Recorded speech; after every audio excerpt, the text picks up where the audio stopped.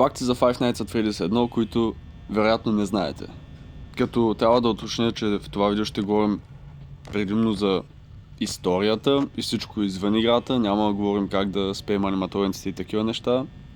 Приятно гледане. Първата игра Five Nights at Freddy's 1 е последната игра, която създателя Скот Колтън е планирал да направи, но след огромния успех допълва историята за още две игри. И накрая се оказа 12. В първата игра в един от истереговете се казва, че убиецът е бил обвинен за изчезването на 5 деца в пицарията на Фреди, но въпреки това историята продължава все едно никога не са разбрали кой е бил в костюма. Когато Golden Freddy се активира на екрана, се изписва It's me, или както е на български, това съм аз. Като е общо приет факт, че играем като Майкъл Афтън, а душата на малкото му братче е в костюма на Golden Freddy и се опитва да се свърже с брат си по този зловещ начин. Въпреки това, ако питате мен, Скот е нямал идеята за нищо такова, когато е правил играта и го е сложил просто като индикация, че Golden Freddy е активиран. Защо пише точно това е тема за напълно друго видео.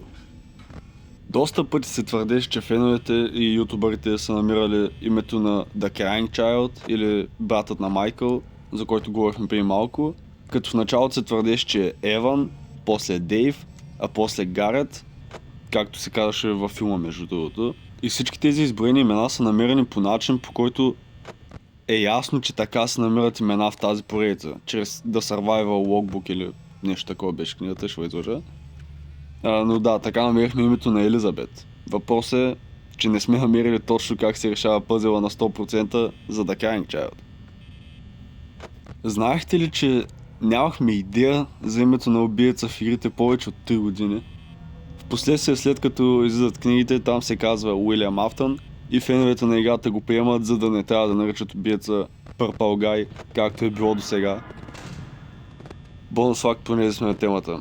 Доста от аниматрониците всъщност са кръстени от феновете, а не от създателя на играта, понеже просто така са станали известни в комюнитите.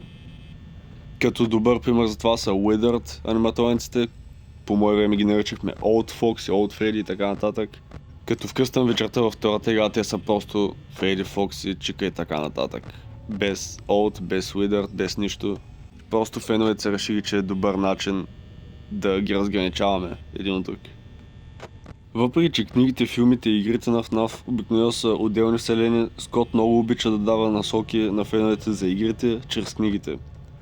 Честно да ви кажа, нужно е, защото са минали повече от 10 години и все още не сме сигурни за някои части от историята. Чарли е дъщерята на Хенри, човекът, който е създал повечето аниматроници и партньор на Уилям Афтън, и е първата му жертва. На Уилям Афтън, не на Хенри. В книгата Сребърните очи проследяваме алтернативен ход на събитията, в който Чарли и баща й се местят и тя оцелява, но няма да ви спорвам повече, прочетете я сами. Уникалното при Golden Freddy е, че в костюма има две души. Едната е на Гарет, Дейв или както искате му казвайте, а другата е на Елизабет, която е била убита по особено жесток начин и е призрака, който е най-жаден за отмъщение в цялата игра. The Puppet от втората игра е един от най-старите аниматроници в вселената на играта и обладава духът на Чарли, дъщерята на Хенри, но за втората игра ще говорим в следващото видео, ако това достигне 75 лайка. Надявам се видеото да ви е харесало, ако е така се абонирайте и ударете лайка, както искам да удара Балмбой, като ми открадне батериите.